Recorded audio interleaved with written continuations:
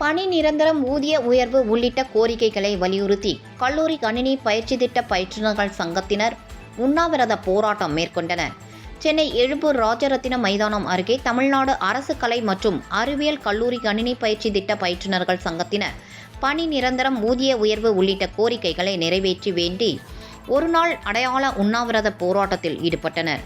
பின்னர் செய்தியாளர்களிடம் பேசிய அச்சங்கத்தின் செயலாளர் பன்னீர்செல்வம் 20 ஆண்டுகளுக்கு மேலாக சொற்ப ஊதியத்தில் பணியாற்றி வருவதாக வேதனை தெரிவித்தார்.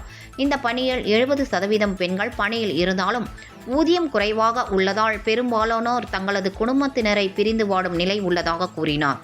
எனவே தமிழக முதலமைச்சர் எங்களது கோரிக்கை குறித்து செவிசாய்த்து தங்களை பணி நிரந்தரமாக்கி ஊதிய உயர்வு அளிக்க வேண்டும் எனவும் அவர் அப்போது கோரிக்கை விடுத்தார்.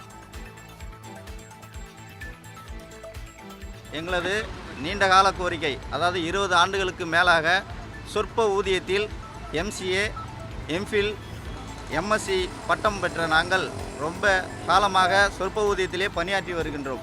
ஆகவே கடந்த காலங்களில் எத்தனையோ போராட்டங்களை கடந்து வந்தும் நாங்கள் கண்டுகொள்ளாமல் அலைகழிக்கப்பட்டுள்ளோம். தற்போது இந்த திட்டத்தில் 70% மேலாக பெண்கள் பணிபுரிந்து வருகிறார்கள். 30% மட்டுமே ஆண்கள் பணிபுரிகின்றோம்.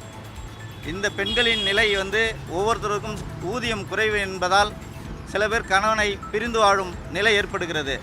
தற்பொழுது மாண்புமிகு தமிழக முதல்வர் அவர்கள் பெண்களுக்காகவும் பொருளாதார ரீதியாக, கல்வி ரீதியாகவும் இந்தியாவிலேயே எடுத்துக்காட்டு மாநிலமாக விளங்கக்கூடிய தமிழ்நாடு முதலமைச்சர் அவர்கள் எங்களுடைய சொற்ப ஊதியத்தில் பணியாற்ற முடியாமல் வாழ்வாதாரத்தை தொலைத்து நிற்கின்றோம் சொற்ப ஊதியத்தில். ஆகவே எங்களுடைய கோரிக்கையானது பணி நிரந்தரம் செய்து காலமுறை ஊதியத்தில் பணி நிரந்தரம் செய்ய வேண்டுமாய் பணியுடன் கேட்டுக்கொள்கின்றோம். இதுக்கு முன்னாடி 4000 மட்டுமே வழங்கப்பட்டு வந்தது.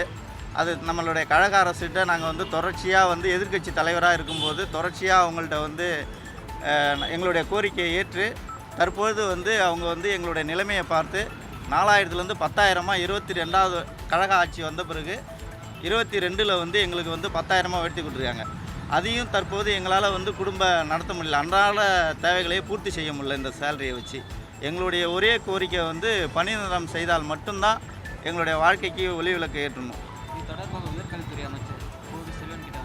எல்லார்கிட்டையும் பேசியிருக்கிறோம். மாண்புமிகு தமிழக முதல்வர் தான் இதில் கொள்கை முடிவுக்கு எடுக்கணும் அப்படின்னு சொல்லியிருக்கிறாங்க. பரிசீலனைக்கு அனுப்புகிறோன்னு சொல்லியிருக்கிறாங்க.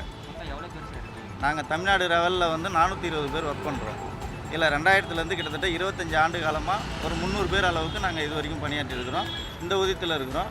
ஒவ்வொரு கல்லூரிலையும் நாங்கள் ஒடுக்கப்படுகிறோம், மிரட்டப்படுகிறோம்.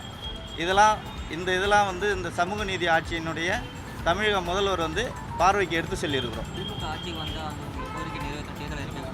தேர்தல் அறிக்கையில் கொடுத்துருக்குறாங்க. 153வது கோரிக்கை என்ன, அதில் தற்காலிக பணியாளர்கள் 10 ஆண்டுகளுக்கு மேலே பணியாற்றுறவர்களை பணி நிரந்தரம் சொல்லி வாக்குறுதி கொடுத்துருக்காங்க. அந்த வாக்குறுதியை ஏற்று தான் எங்களுக்கு 10,000 உயர்த்தி வழங்கியிருக்கிறாங்க.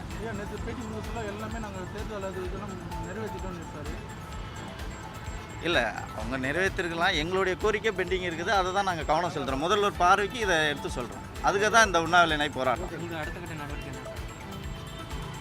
அடுத்த கட்ட நடவடிக்கை அரசு எங்களை பரிசீலனை செய்யணும். எங்களை மீண்டும் எங்களுக்கு இதை முதல்வர் கவனத்துக்கு எடுத்துகிட்டு போகிறது தான் இந்த நிலை, எங்களுடைய உண்ணாநிலை போராட்டம்.